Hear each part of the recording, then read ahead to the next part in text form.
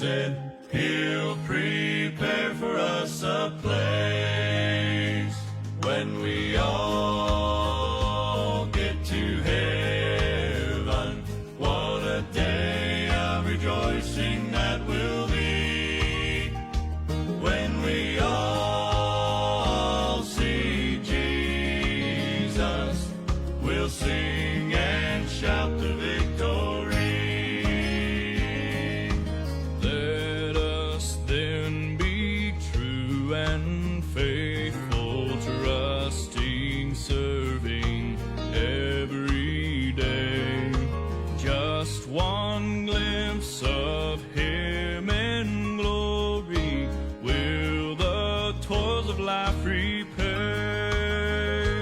When we all get to heaven, what a day of rejoicing that will be when we all see Jesus.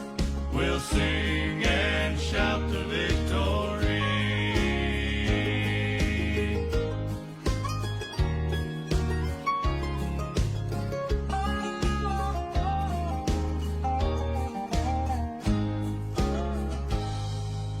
Onward to the prize before us, soon His beauty we'll behold.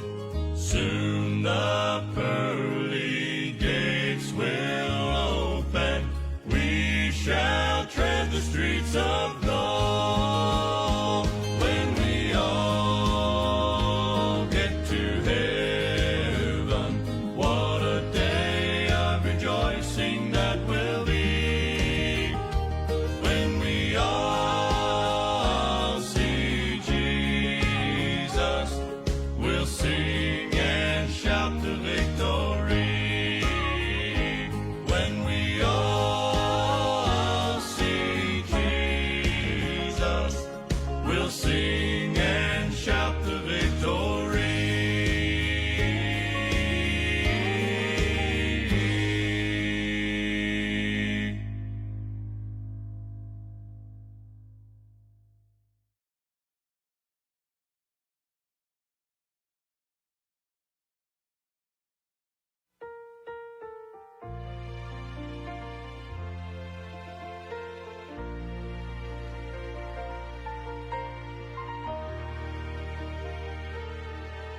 Could it be that up in heaven God is sitting on His throne, anticipating another sinner will soon become His own? Years of wasted living and years of toil and strife are just about to be over as He receives the gift of life. Go sound the horn, strike up the choir. A sinner is saved, saved from the fire. No more in darkness, He's received my Son. All heaven's rejoicing, that's the value of one.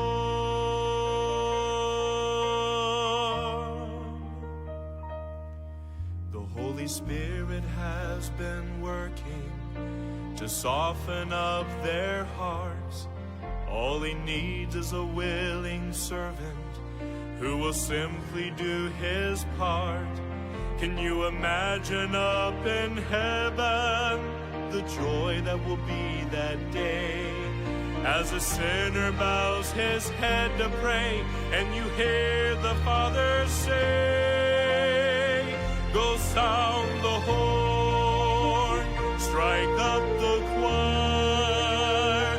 A sinner is saved, saved from the fire.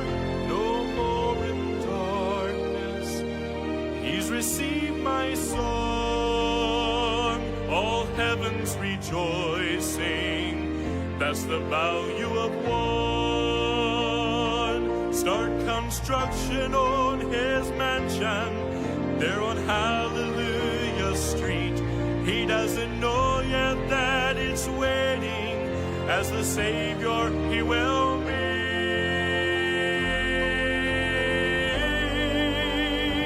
Go sound the horn, strike up the choir.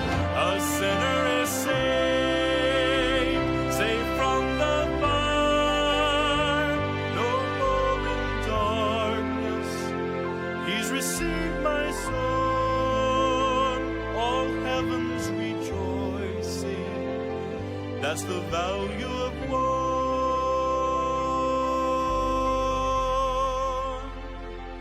All heaven's rejoicing. That's the value of one.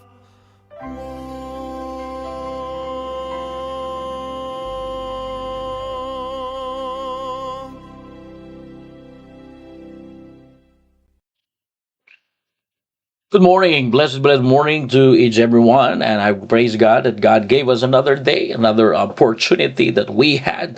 At salamat sa Panginoon na tayo po ay pinagpala at binigyan ng maayos na kaisipan, maayos na espiritu, no, ano po, ngayong umaga.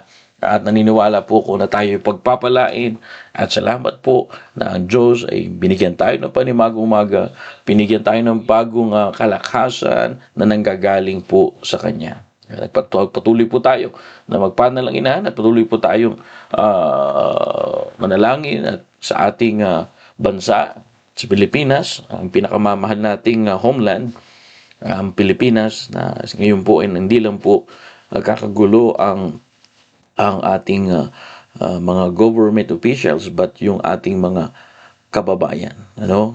Salamat sa Panginoon na meron tayong simbahan na ipinapanalangin ang ating bansa. Ano po? At patuloy po natin pag-pray yung ating mga kapwa Pilipino nandito sa Australia na matuto rin po silang pumunta sa simbahan at ipanalangin yung ating bansang Pilipinas. Okay? Magandang umaga po sa bawat isa. Sa nasan man kayo ngayon ay ang panalangin ko po, kayo po ay pagpalain ng Diyos, bigyan ng kalakasan ng Diyos, at anuman ang karamdaman ay ang panalangin ko po ay kayo po ay pagalingin ng Diyos. At sa ating mga kapatiran na nasa Perth ay salamat sa Panginoon na kayo po ay nagpapatuloy po sa gawain ng Diyos. At dito din po sa Newman at sa ating mga kapatiran, member of our church, salamat sa Panginoon na kayo po ay patuloy po sa pagpapalaganap at pagpapalago ng Ebanghelyo ng Panginoon. Alright, good morning again and again. Please pray for our country, Philippines. Not only praying for our government officials, but pray for the people there. Brethren, repentance. Repentance is the key. Alright, repentance. And please pray for more people that come to the repentance and faith to the Lord Jesus Christ. I hope we're excited. Good morning again to brother and sister. Good morning, Brother Jobs. Good morning to my lovely wife. Good morning, Nanay Helen. Good morning, Sister Bona. Amen. Good to see you here. Magkasalamat sa Panginoon. Ano? Sister Bona, lumalago sa Panginoon. Sir Ronald, good morning. At sa mga kapatiran na nandito, ang aking beloved father, Brother Gerardo Floresta. Okay, good morning po sa inyo. All the way there in the Philippines. Praying for you there.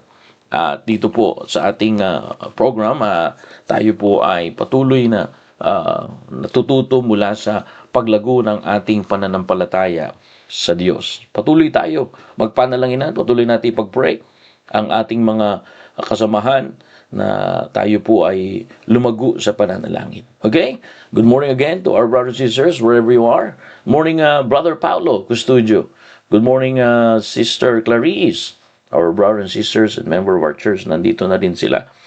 Salamat sa Panginoon. Okay? Tuloy po tayo sa ating pag-aaral. At anyayahan ko po kayo na basahin ang salita ng Diyos. I encourage everyone to read the Word of God this morning. Because verse a day, brethren, keeps the devils away. A verse a day, gave us, a good spirit. Okay? And I believe the Lord will bless us this morning. 2 Samuel chapter number 19, the same chapter, verse number 31. We talk about last Monday and Tuesday, yesterday, about Barzillai. Okay? who is one of the Bible character, not famous Bible character, but Barzillai, okay, model of commitment.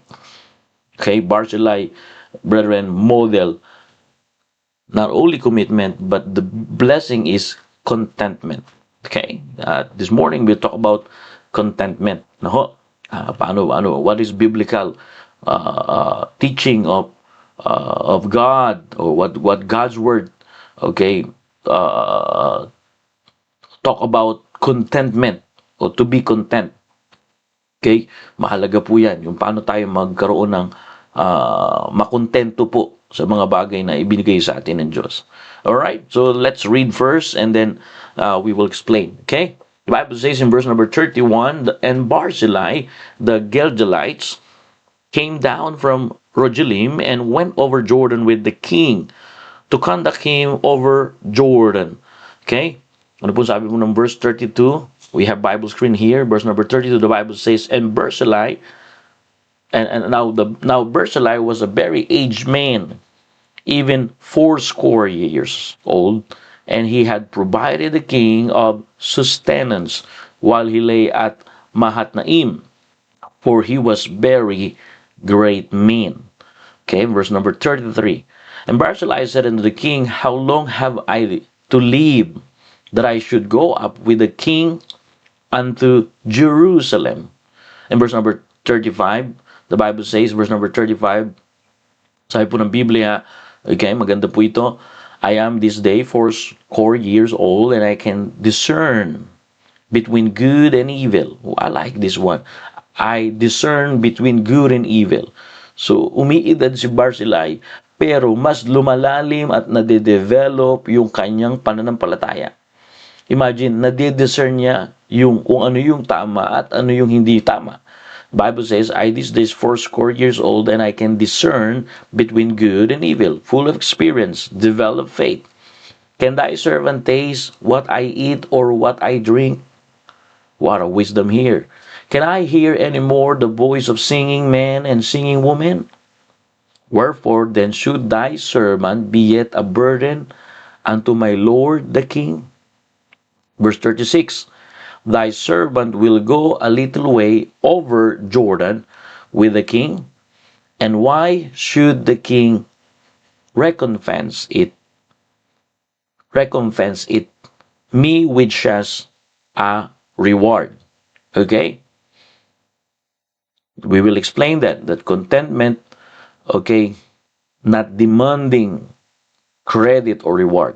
Okay? Verse number 37, sabi po ng Biblia, let thy servant, I pray thee, turn back again that I may die in my own city and be buried by the grave of my father and of my mother. But behold, thy servant Chimham, let him go over with my lord the king, and do to him what shall seem good unto thee. Verse number 38, and the king answered, Chimham shall go over with me, and I will do to him that which shall seem good unto thee.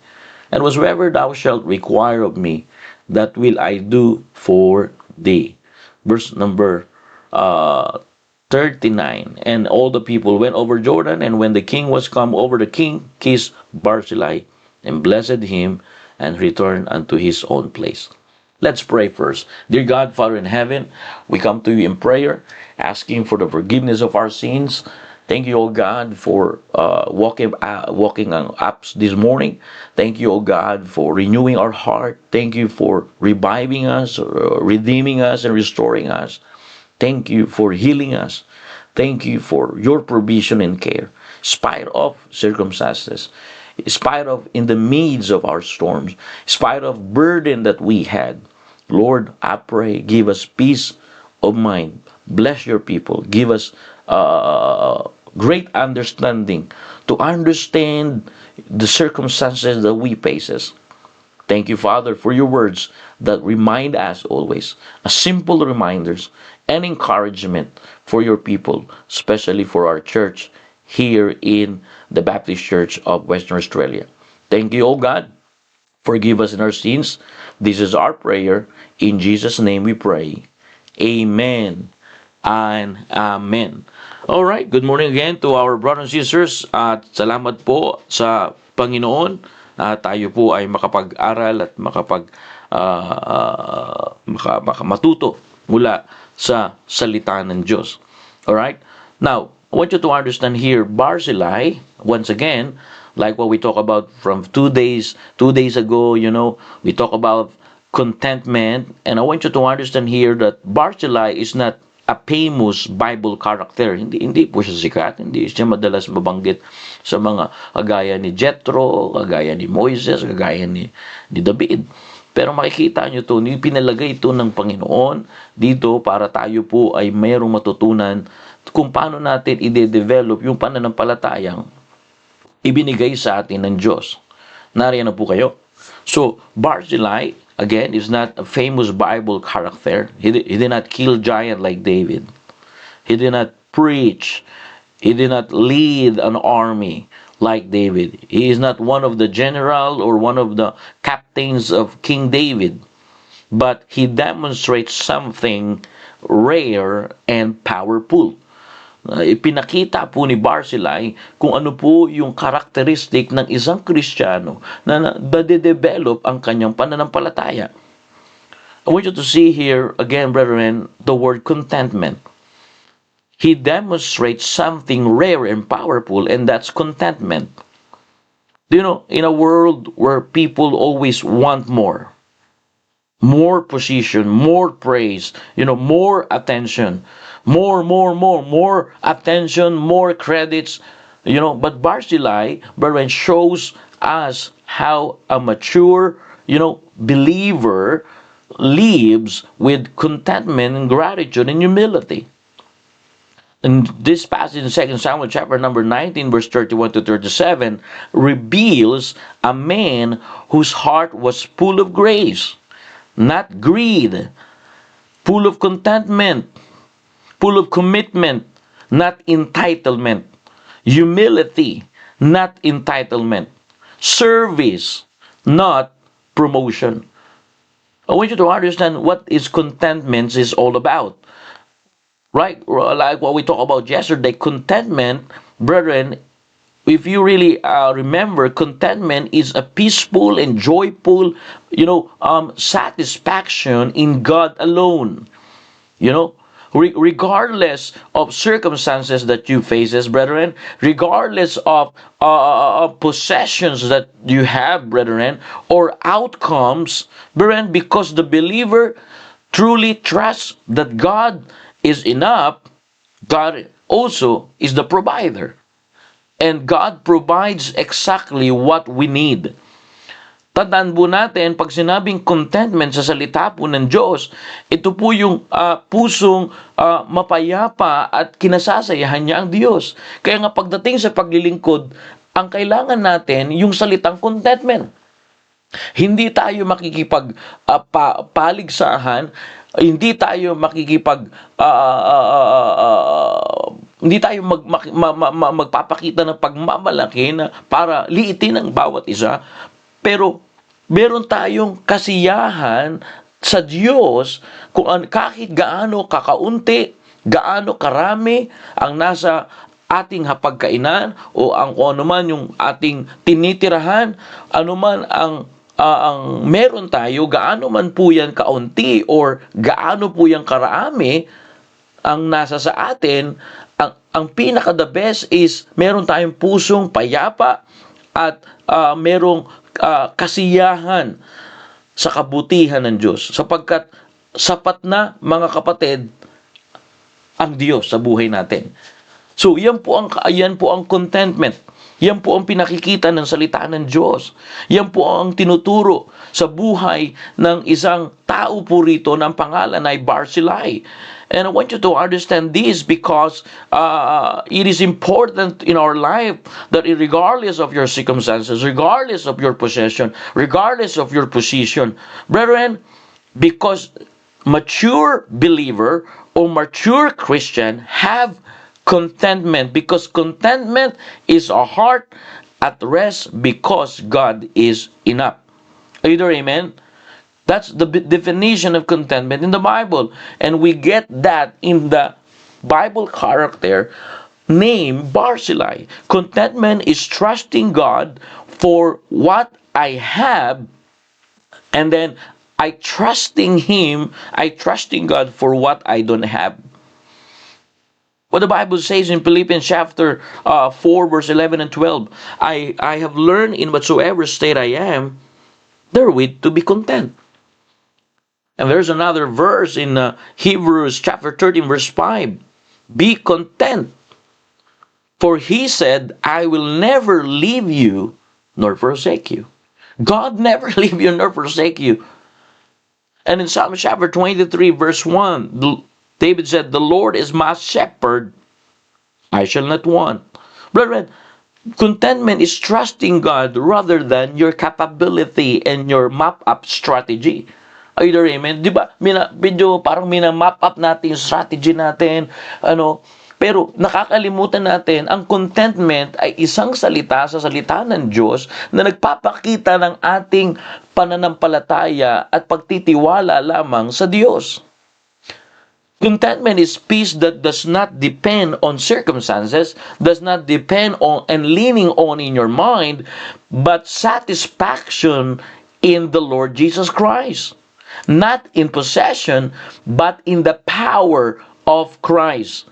Brethren, contentment is like gratitude even when something seems lacking. Meron kang kasiyahan.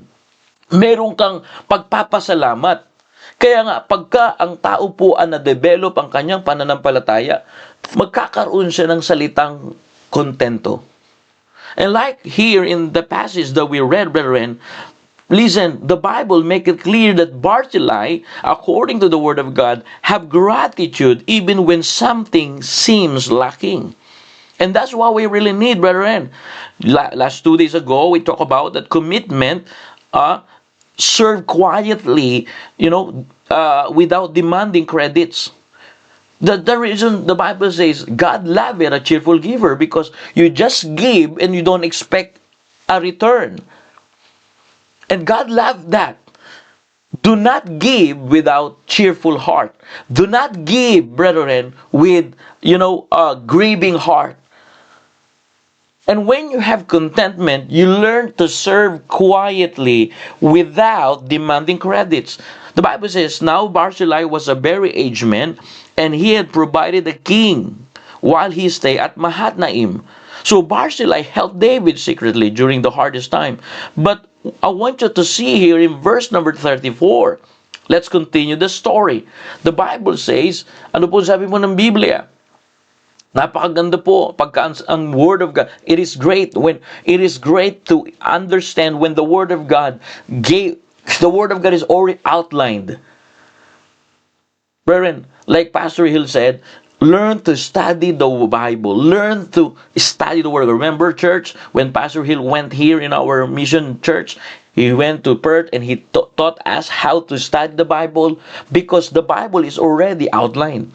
Verse number 34, the Bible says, the Bible says in verse number, and Barzillai said unto the king, King David, in order that, how long have I to live, that I should go up with the king unto Jerusalem? Wow! What does it mean, brethren? How long have I to live? And not only that, the Bible says in verse 35, right here in the text, I am this day fourscore years old, and can I discern between good and evil? What does it mean, brethren? Let's focus in this verse, because fourscore, it means 80 years old. So, brethren, Barzillai is an 80-old man. And he said, how long I to live? Can I discern what is pleasant or not? Can I discern good or evil? So David, remember, invite Barzillai to go with him in the palace at Jerusalem. David invites him to Jerusalem with royal reward. David invites Barzillai politely to have a reward. Not just reward, but royal reward. Brethren, number 2, not only commitment serve quietly without demanding credits, but number 2, according to what we read, commitment does not seek worldly reward, but royal reward. Brethren, always, if you have contentment, always you give importance the eternal value. Either amen? Sa Tagalog po mga kapatid, pagka meron kang contentment, hindi ka lang naghahanap at hindi ka lang hinahanap yung mga bagay na temporal. Ang hinahanap mo yung sinasabi ng salita ng Diyos na nagbibigay ng eternal value. Ang sabi ni David, alright, halika rito at iimbitahan kita doon sa aking palace sa tulong mo nung panahon ako ay nagkakaproblema sa aking anak na si Absalom. Salamat sa tulong mo at nakita ko yung katapatan mo. Ngayon iimbitahan kita para ikaw ay pagpalain ng hindi lang basta reward. Mga kapatid, pag tayo nagkaroon ng contentment does not seek worldly reward. Imagine an 80 years old, he understood, brethren, what truly mattered. Ano po ba ang importante? Ano po ba ang pinakamaganda? Ano po ba ang nasa salita ng Diyos? Brethren, you cannot have commitment and contentment if you are compromisers. And praise God, there is an 8-year-old here, never seek worldly reward. The Bible says, at 8 years old Barzillai, he understood what truly mattered.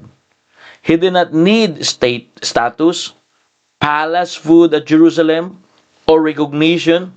He don't need worldly reward. Praise God, if someone bless you with material things. But brethren, again, there are more valuable than physical and material blessing. And that's what Barzillai longing. In verse number 34, how long have I to live? See, brethren, what does it mean? A content heart, brethren, is not hungry for titles, is not hungry for rewards, and or power. And that's what happening in our country. The reason the Bible says evil will not depart from your house. If you rewarded evil for good, the Bible says in book of Proverbs chapter 17 verse 13, evil not depart from. The reason evil not depart from our house, or especially from our government in the Philippines, because we promote evil. We seek worldly reward. But if we understand the spiritual reward, and that's contentment, you will never, or you don't ever seek worldly reward. Like Barzillai, David offered a food, a reward, a palace, or recognition to Barzillai. But Barzillai politely refuses, because a content heart is not hungry for titles, reward, or power. Do you know, many Christians lose joy because they compare themselves with others. Noon magkasama kayo, noon nagkakaroon kayo ng tulungan. Pero nung nawala yung contentment, doon nasira yung inyong pagsasama. Noon, ang saya-saya ninyo nung mahirap pa lang kayo. Yung nagsisimula pa lang kayo bilang mag-asawa, ang saya-saya ninyo. Bilang magkaibigan, ang saya-saya ninyo. Nung kayo ay nagsisimula pa lang, yung talagang wala pa talaga kayo na-establish. Ang saya sa inyo mag-asawa, ang saya sa inyo magkaibigan, ang saya sa inyo magkapatid. Nung kayo po ay wala pa, nagsisimula pa lang, ibuhos ng Diyos yung pagpapala. Pero nung binuhos na yung pagpapala ng Diyos, nakapokus na kayo dun sa pagpapala, hindi na kayo nakapokus sa contentment. At marami pong ganyan. Kaya may salita ng Diyos na kahit Kristiyano na tayo, kailangan natin matutunan po ito, mga kapatid. Kailangan ko rin po ito matutunan. Kailangan nyo po ito matutunan. Many Christians need to learn, because sometimes many Christians like me and like you lose joy because they compare themselves with others. Brethren, but contentment means being satisfied with God. Contentment means, a heart that being satisfied with God's will and God's provision. And that's what we miss, brethren.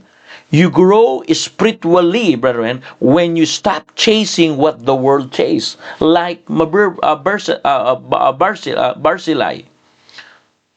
David invites him, imagine. In fact, he never chased the worldly rewards. Is already given to him. A privilege is given to Barzillai. David invites him to go to Jerusalem.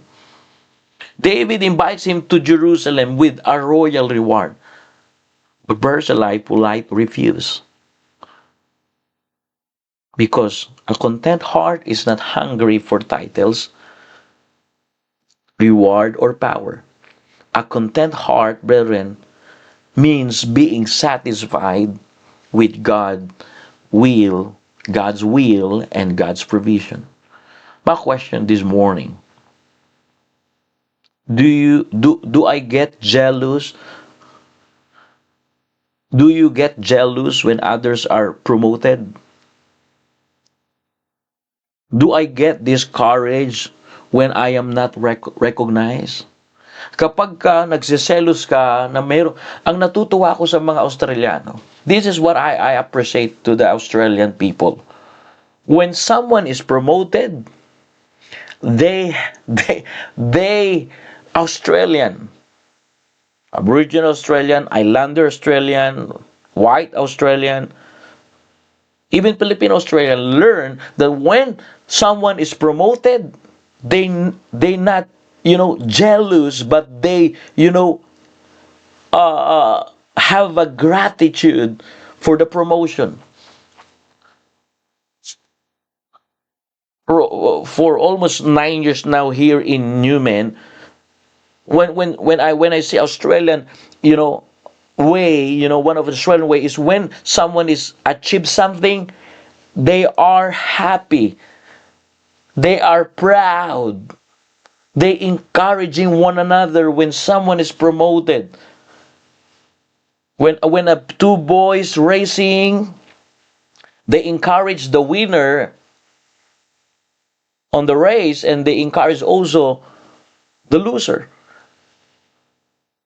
They stop blaming, they stop jealousing. And I think it is encouragement for us as followers of Christ. Sometimes we raise our hand, I'm a follower of Christ, I am child of God, I am member of our church. But sometimes it is a shame, brethren, that unbeliever have the quality of encouraging one another when someone is promoted. That's why I ask myself, ask yourself also, do I get jealous?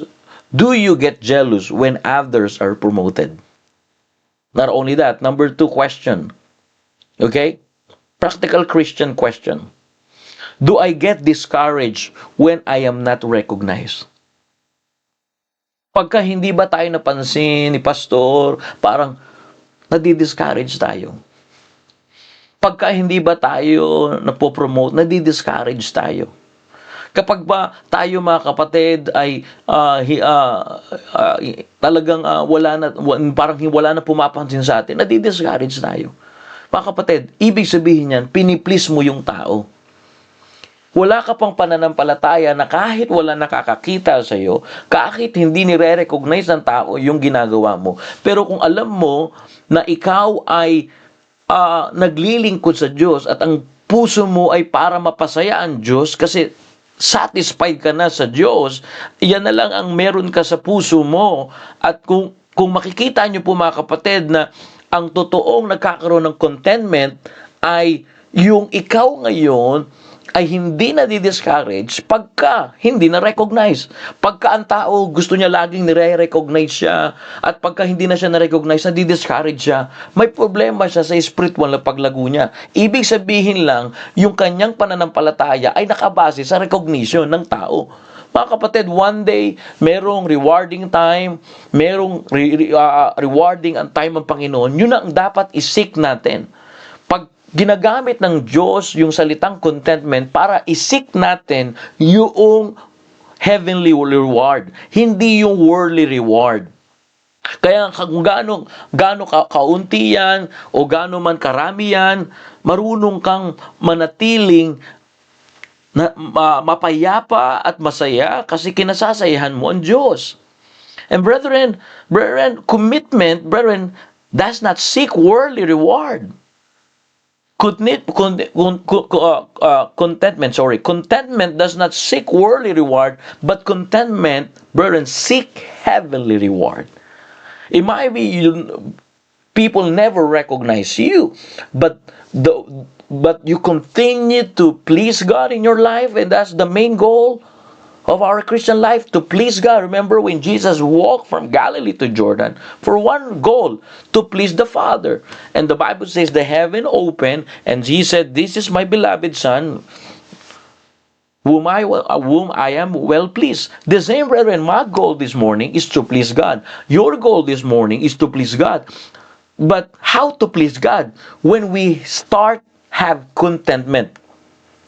Okay? And content heart is not hungry for title, rewards, or power, but contentment, brethren, satisfied with God alone. God is enough. So contentment does not seek worldly reward. Praise God for worldly reward. Praise God for material and physical blessing. But there are more valuable than physical material blessing. And contentment seek always heavenly reward. When Barzillai invites by David invites Barzillai. Okay, David invites Barzillai to Jerusalem with a worldly reward. But Barzillai politely, he said, in verse number 34, Barzillai said unto the king, "How long have I to live, that I should go up with the king unto Jerusalem?" What does it mean, brethren? He did not need status. He just simply saying, Bisaya man, he just simply saying a polite refuses to David that, "David, you're a great man, you're a king, you are anointed and near in God's heart, but I did not need status, palace, or food, or recognition." What is in my heart, King David, is simple. Trusting God and satisfaction with God. Brethren, contentment does not seek worldly reward. And that's what we really need, brethren. That's why my question, if we really seek the heavenly reward, my question, do you get jealous when others are promoted? If you are jealous, you need to apply the word contentment in the Word of God. Ask the wisdom from God so that you can have contentment. My second question, do I get discouraged when I'm not recognized? If you're easy to discourage, easy to offend, all right, you need contentment. All right? Third question is, can I rejoice in what I have and leave the timing to God? Masaya ba ako kung ano meron ako ngayon at marunong ako mag-antay sa tamang panahon ng Diyos? Commitment kills jealous. Commitment kills discouraged when you are not recognized. But commitment develop when you rejoice in what you have, and leave the timing to God. That's why, again, something we need to admit. I admit, and you need to admit, brethren, that sometimes we lose joy because, we compared ourselves with others. Many Christians lose joy because they can compare themselves with others. But if we develop our strong faith to God, God and His Word teaching us this morning, contentment means being satisfied with God, with God's will and God's provision. And you grow spiritually, brethren, when you stop chasing what the world chases. Barzillai, offered by David, but an 8 years old, he understood what truly mattered. He did not need status. He did not need palace food. He did not need recognition. What he needs? Heavenly reward. Brethren, if you are a believer, Bible believer, member of our church, brethren, that's our goal. Not worldly reward, but heavenly reward. Minsan, wag natin itago yung katotohanan na lahat ng ginagawa natin dito sa biyaya ng Diyos, merong pagsusulit at meron naman ding reward ng Diyos. Yung mga meron tayo ngayon, salamat dyan, yan ay pangalawa lamang na pagpapala. Pero yung pagpapala talaga na makuha mong reward, yung maging yung kontento ka at mapayapa at kinasasayahan mo ang Diyos. Yun lang ang meron ka sa puso mo ngayon, kapatid. Yan na yung heavenly reward. Kasi bakit marami pa ring mga edukadong tao nag-aral na sa mga matitinding so-called eskwelahan, pero bakit kurap pa rin ang kanilang puso? Bakit kurap pa rin bakit naiisipan nilang ipagpalit yung eternal value para lang sa temporal na value? Bakit natututo silang magnakaw ng kabanyang yaman ng tao, ipagpalit yung kanilang dignidad, ipagpalit yung kanilang moral na buhay para lang sa pera? Parang dumulang, binaba mo yung pinahalagaan sa'yo ng Diyos, ibinaba mo lang doon dahil lang sa pera. Ano sabi ng Biblia? Huwag mong mahalin ang pera. Bakit minamahal natin yung pera kaysa sa Diyos? At ibinaba natin yung ating pananampalataya dahil lang sa pera. Dahil lang sa status, dahil lang sa entitlement. So, nakakalungkot mang isipin mga kapatid, pero yan po ang nangyayari po ngayon. Pinagpalit nila dahil lang sa pera, ninakawan nila yung ang ating kababayan. Nakakalungkot, di ba? Dahil walang pananampalataya, walang contentment. Bakit? Kasi hindi nila alam na dadaan sila sa pagsusulit sa Diyos at talagang wala silang pagkakilala sa Diyos, pananampalataya sa Diyos, na one day dadaan sila pagsusulit ng Diyos, dadaan din sila kung sila ay totoong kumikilala sa Diyos. Ito po ang nangyayari, nawawala yung joy natin, yung kinasasayahan natin ng Diyos. Again, brethren, can I rejoice in what I have? Can you rejoice this morning of what you have and leave the timing to God? Contentment means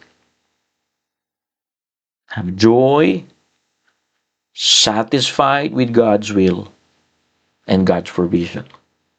Either amen. Contentment does not seek worldly reward. Not only that, in verse number 36, ang sabi ng Bible, this is from the Word of God, that's not my word, this is not my word. The Bible says, verse 36, let's read. Ano po sabi ng Bible? Thy servant, ang sabi ng Biblia mga kapatid, thy servant will go a little way over Jordan with the king, and why should the king recompense it me, which has a reward? So, contentment, brethren, does not seek worldly reward, but contentment, number 3, listen to this, number 3, prioritize relationship more than reward. Brethren, hindi mo pwede pagpalit ang pamilya mo dahil lang sa reward. Hindi mo pwedeng sirain ang relasyon mo sa pamilya mo dahil lang sa reward. Hindi ko pwedeng sirain yung aking relasyon sa Diyos dahil lang sa pera. Hello? Nariyan na po kayo? Hindi ko pwedeng pagpalit yung relasyon ko sa Diyos dahil lang sa trabaho. Hindi ko pwedeng pagpalit yung aking panahon na maglingkod sa Diyos sa tamang panahon na para sa puntahan dahil lang sa trabaho. Hindi ako pwedeng makapag-leave, hindi ako pwedeng ganito. Kasi, sasabihin nila, ganyan ba sa church nyo? Ganyan ba si pastor ninyo? Ang higpit. Hindi nila naiintindihan na ikaw ay merong relasyon sa Diyos. Ang inaayos mo, hindi lang yung relasyon mo sa iyong simbahan at sa kapatiran, pero yung relasyon mo sa Diyos. Mga kapatid, huwag mong ipapasira ang iyong relasyon sa Diyos dahil lang sa pera, dahil lang sa trabaho, dahil lang sa mga material na bagay. Huwag mong ipapasira yan. Huwag natin ipapasira ang ating relasyon dahil sa reward. Contentment, prioritize relationship. It is polite refuses of Barzillai. He said in verse 36, the Bible says, thy servant. All right?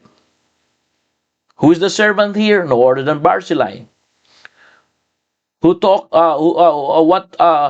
Barzillai simply what the main words of Barzillai is David. King David, my priority is my relationship to you, not your reward. Praise God for your reward. I thank God for your reward. But I want you to let you know, David, that I prioritize relationship more than reward. My question this morning, do you prioritize the time? Sunday is for God. Amen? Do you believe that Sunday is for God? Wala na yatang nag-i-amen na. Do you believe that Sunday is for God? Now, if Sunday is for God, prioritize God every Sunday. God gave you Monday, Tuesday, Wednesday, Thursday, Wednesday, Saturday. Saturday is rest day. God gave you 6 days to enjoy, all right? To fulfill your responsibility. God gave you 6 days, but Sunday, brethren, is for the Lord. Brethren, commitment prioritize relationship more than reward. If that reward compromise you every Sunday, stop doing that, brethren. Remember your relationship and prioritize your relationship more than reward. The Bible says, verse 6, your servant will go a little way. But Barzillai said, why should the king reward me? Barzillai is simply saying, Barzillai came only to escort David for a short distance, and he wanted fellowship, not reward. He wanted the relationship to David, not reward. Brethren, his joy was not the blessing of the king, but the presence of the king. His joy was not the reward of the king, but the relationship of the king. Brethren, let me tell you, if you are a Christian, do not compromise your Sunday because of earthly reward, but prioritize your relationship to the King, to our King and Savior, Jesus Christ. Yung kasiyahan niya, makikita ninyo. Hindi lang sa, ano yung makukuha ko ngayong linggo. Pag pumunta ako sa simbahan, wala naman ako makukuha Ako yata ang pinipirahan ng simbahan Pero mga kapatid, may hihigit pa ba sa relasyon mo sa Diyos? May hihigit pa ba sa mga bagay sa mundong ito, sa ginawa ng Diyos sa buhay natin? Tapos pagka makademand tayo ng pagpapala, grabe, pero yung ibinibigay natin sa Diyos, di kuko. Am I preaching the Bible? Am I teaching the Bible now? Brethren, is that in the Bible? It is. Barzillai came only to escort David for a short distance, the Bible says. That's why Barzillai said, King David, I have contentment. And I prioritize my relationship to you. Not palace food, not recognition in Jerusalem. Not thank God for that, King David. But I have contentment, and contentment is prioritize my relationship and fellowship more than reward. Brethren, if we have that kind, God will bless you with great joy. Brethren, contentment values relationship. Contentment values fellowship with God over material blessing from God. Sometimes we want God because of material blessing of God. Brethren, that's not biblical. Do not do what not biblical. Do what is biblical. Contentment values fellowship with God over material blessing from God. Don't love the gift more than the giver. Amen? Meron pa ba tayong kausap? Huwag mong mahalin yung regalo kaysa sa nagbigay regalo. Huwag mo masyadong mahalin yung mga material ng mga bagay na nandito kesa sa nagbigay ng mga bagay na nasa iyo. Don't love the gift more than the giver. Either amen? Contentment values relationship with God over material blessing from God. Barzillai, he said, why should the king recompense it me with just reward?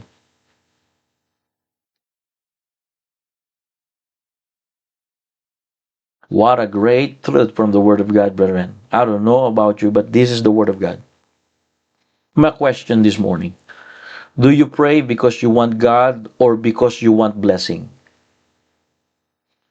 Nananalangin ba ako para ako'y pagpalain ng material ng Diyos o nananalangin ako kasi gusto kong kausapin ng Diyos? Nananalangin lang ba ako dahil gusto kong ng mga bagay sa Diyos? Akalain mo, ipagpalit mo yung linggo, kung nasasaktan ka, ito'y katotohanan at katotohanan ay talagang masakit. Ako pagka tinuruan ako ng Biblia, talagang nasasaktan, kasi doon ka matututo. No pain, no gain. Now, listen to this. That's the truth of the matter. Truth hurts. Listen to this. Do you pray because you want God or because you want blessing? Listen, evaluate right now if we really applying the contentment. Do you pray because you want God or because you want blessing? Do you worship to draw near closer to God or to receive something to Him? Brethren, even you don't receive something to God, you need to pray for who He is. Is there amen?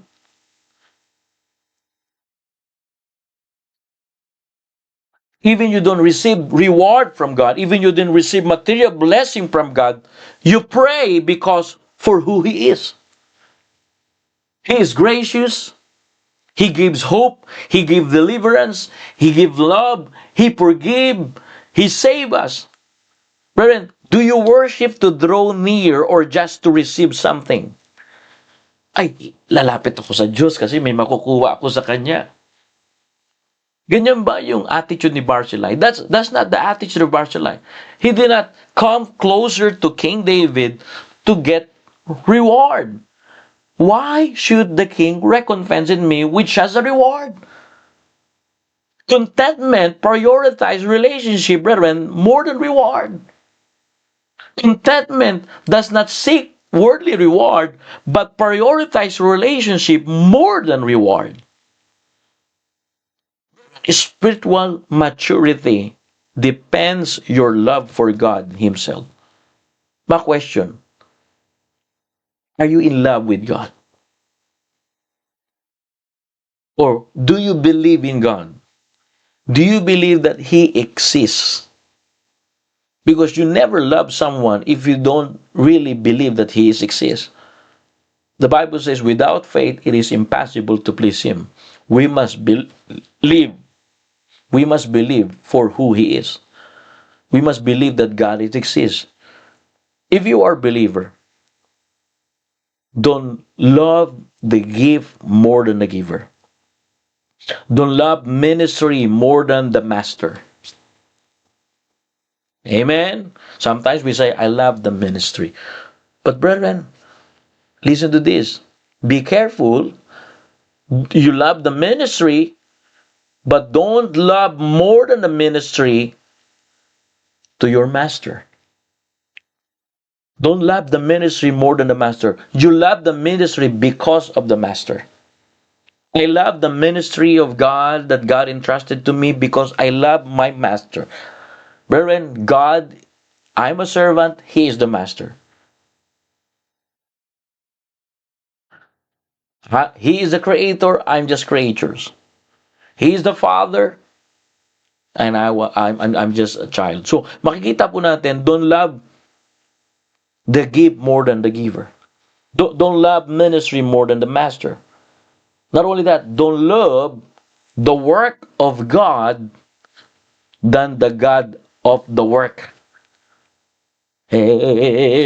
Kaya nasisira ang relasyon kasi mas minahal mo na yung gawain ng, yung kung ano mo yung ginagawa mo para sa Panginoon kesa doon sa Diyos na gumagawa sa atin. Ito po yung nakakalungkot, mga kapatid. Tumatrabaho ang dyablo para sirain ang relasyon ng bawat isa. Tatandaan nyo yan.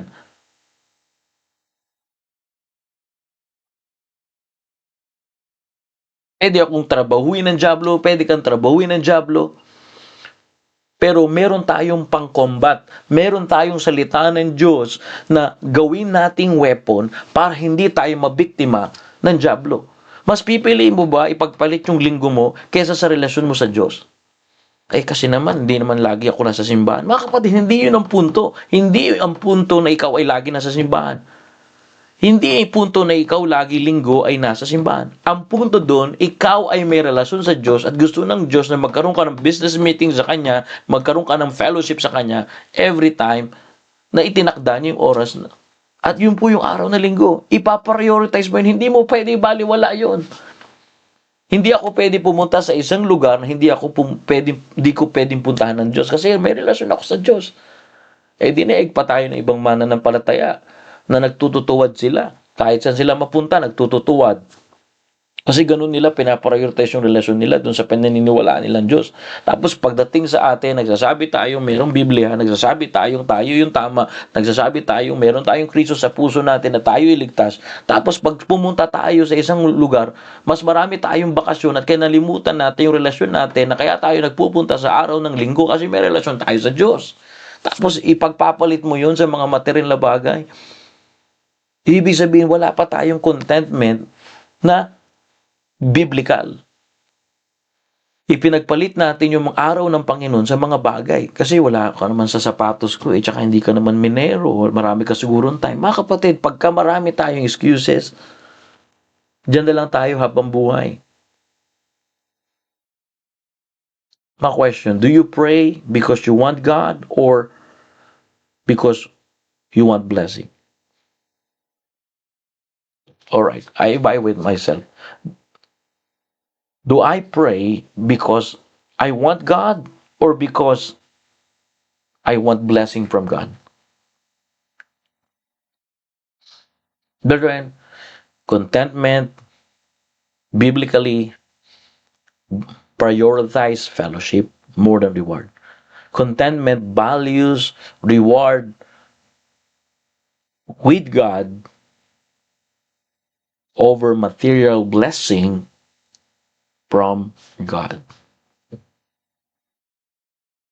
Tinuturuan tayo ngayon ng salita po ng Diyos. Pagka sinabing contentment, mapayapa at kinasasayahan mo ang Diyos. Mas pinahahalagaan mo yung relasyon mo sa Diyos. Hindi yung mga pagpapalang galing sa Diyos. Mas pinahahalagahan mo yung meron ka ngayon, yung relasyon mo ngayon sa Diyos, kesa sa mga bagay-bagay rito. Kaya yung mga bagay-bagay rito, hindi pwedeng ipagpalit yung relasyon mo sa Diyos. Hindi ka basta-basta mapipin down ni Satan. Hindi ka basta-basta mapopol sa temptation. Nalaman ko na yan, pagka nasirang relasyon ko sa Diyos, mabilis matempt, mabilis matukso. Hindi ka madadala at magpapadala sa kasalanan kung meron kang maayos na relasyon sa Diyos. Kung pinapriority mo yung relasyon mo sa Diyos. Anong ibig sabihin kung pinapriority mo? Pag oras ng meron tayong gawain para sa Panginoon, hindi ka nawawala. Patuloy kang nagsusumikap na lagi ka na riyan. Bukas, midweek service natin, sino lang ang pupunta? Pastor, busy ako, maaga pa ang bukas ng trabaho ko. Bakit ako, hindi ba maaga ang trabaho ko bukas? Hindi ka naman nagtatrabaho. Anong sabi nila, Pastor ka, hindi ka naman nagtatrabaho. Anong tawag dito? Trabaho ito, mga kapatid. Sa Virgin Boy, nagsabi sa akin, hirap pala, yung magsunglit tapos mag-slim. Hirap pala, talagang trabaho. Ganun. Trabaho yan. Buhay yan. So, makikita po natin dito, mga kapatid. Contentment prioritize relationship more than reward. Barzillai came only to escort David for a short distance. And he had contentment in that kind of short distance and short time for David. When David invites him to Jerusalem, giving him palace food, providing recognition, Barzillai said, "Why should the king recompense it with Misha's reward?" Wherein Barzillai is simply saying, I prioritize my relationship more than your reward. And brethren, that's contentment. Amen. Yan yung contentment. Meron kang kasiyahan. Again, before we pray, before we close us in prayer, before we close this episode 489 or 88, I want you to understand again the simple definition of the Bible about contentment. The Bible says, 1 Timothy chapter 6, verse 6, godliness with contentment is great gain. Philippians chapter 4, verse 11 down 12, just read in your home, but the Bible says, I have learned whatsoever I state I am, therewith to be content. Psalm chapter 23, verse 1, the Lord is my shepherd, I shall not want. The Lord is my shepherd, I shall not want. It means you have peaceful or inner rest of heart comes from trusting the Lord. You have, peaceful and joyful satisfaction in the Lord alone. That's the commitment means. Kaya nga sabi ng Biblia, ang pagkakontento, kalakip ay kabanalan at dakilang kayamanan. Godliness and contentment is great gain. Sabi ni Pedro, natuto akong masiyahan anuman ang kalagayan. Philippians chapter 4, I learned whatsoever state I am, I learned to have contentment. Brethren, this morning, prioritize. Contentment does not seek worldly reward, but contentment prioritize your relationship more than reward. Amen?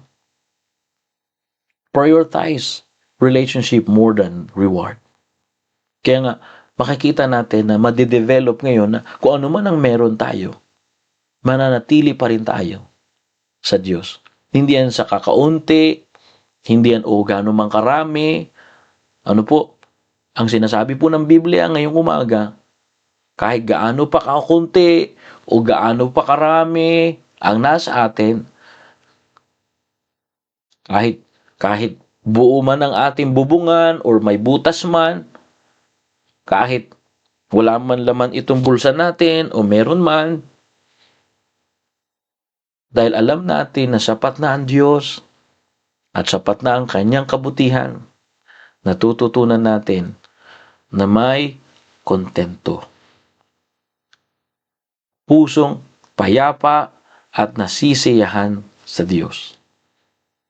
Ako po ay nagpapasalamat, kontento na ako rito sa salita ng Diyos.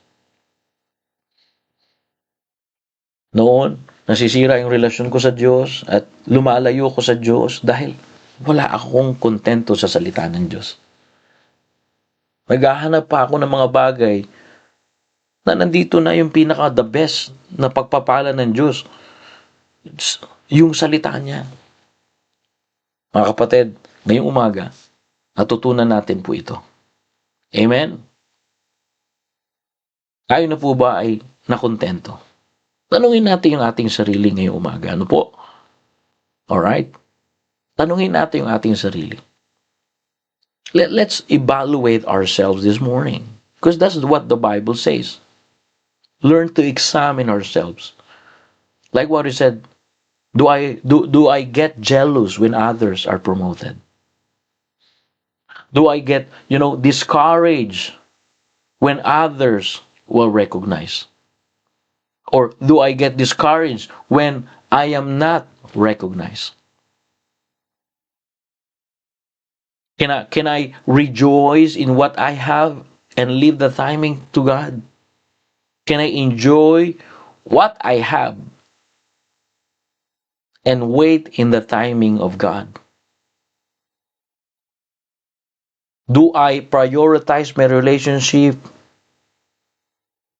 every Sunday more than material blessing from God?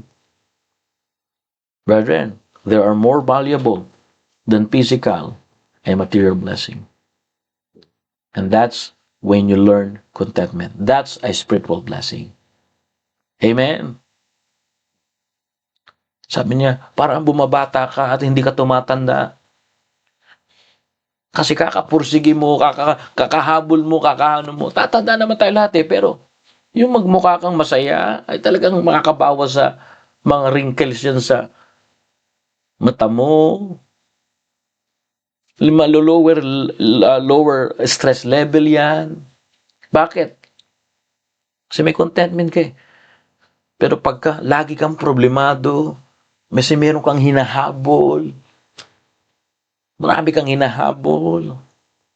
Tinan mo, nung ikaw ay walang contentment, tumataba ka ng tumataba.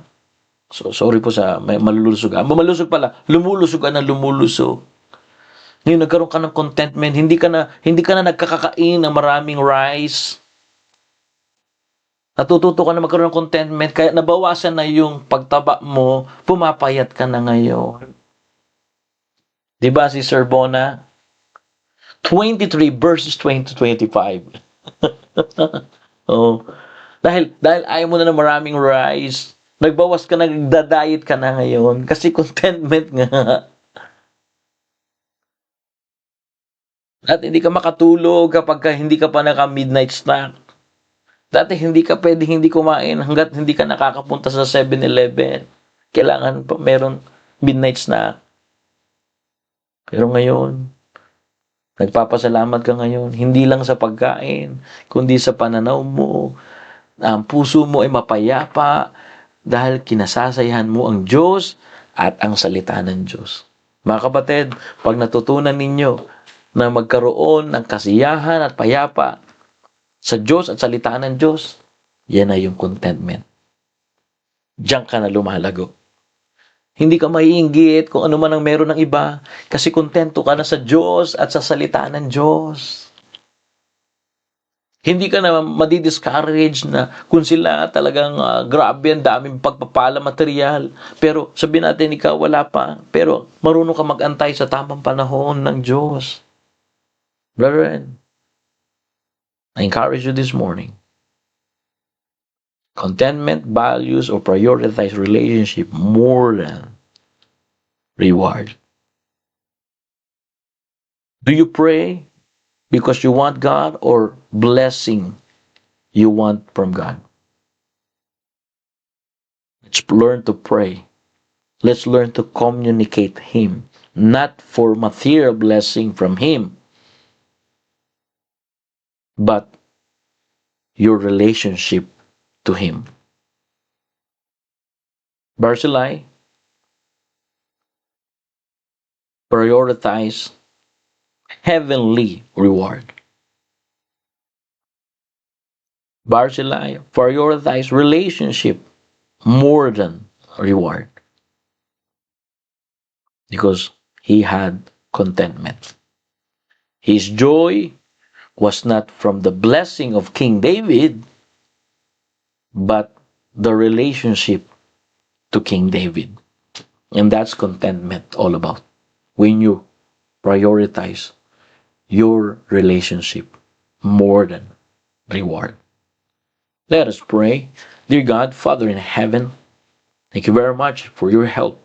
Please, Holy Spirit of God, give us understanding and wisdom. Teach us, give us humble and teachable heart to receive thy word and guide us so that we can apply your word.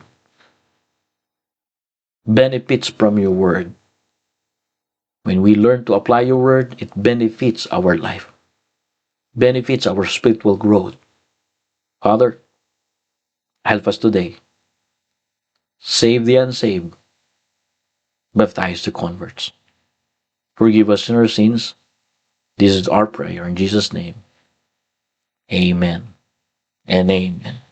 Alrighty, thank you very much, brethren. I hope we learned something from God and from His Word. Salamat sa Panginoon. Yun lamang po mga kapatid. Kaya napakaganda na tindihin natin at hindi lang natin, do not be hearer only, brethren, but be doer of the Word. If you don't learn how to do the Word or apply the Word of God, you will be stagnant. So, not hearer only.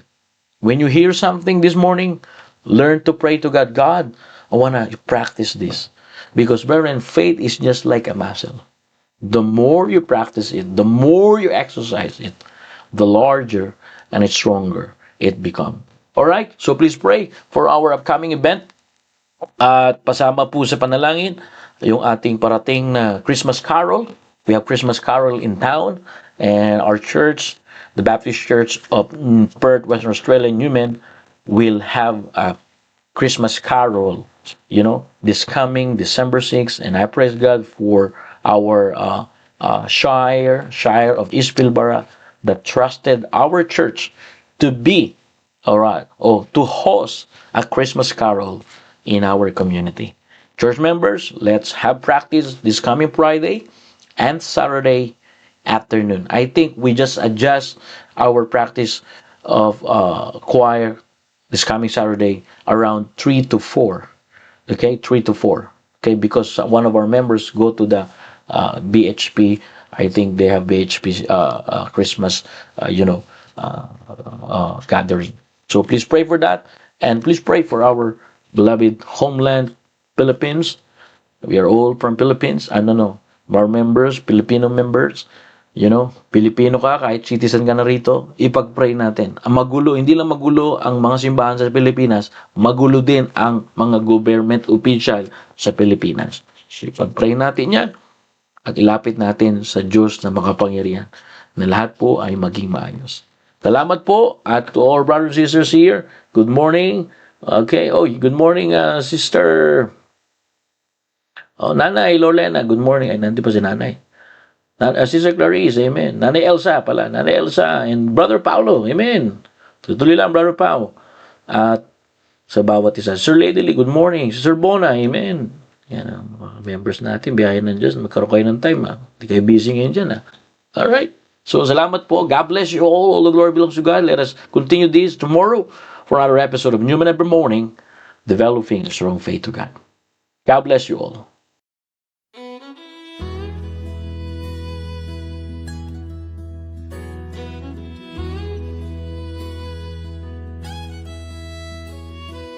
Preacher got up and said, stand to your feet. We'll start with a prayer. If you have a need, let it be heard, saints, let it be known. we're all a family, you're not alone. And that's when he saw her at the back of the church. Her silence and sadness cried out to her. The kind shepherd knew just what to say. I need to know before we pray. An unspoken request. Does anybody have one here tonight? Did you come with a burden you can share? A need in your life? Just lift up your hand to the one who can give you rest. Child, have no fear, our God can hear an unspoken request. Well, the preacher whispered as she raised her hand, "Sweet Holy Spirit, come by her and stand." As the tears started flowing, he had no doubt that in the throne room of heaven her secret was out. An unspoken request. Does anybody have one here tonight? Did you come with a burden you can share? A need in your life? Just lift up your hand to the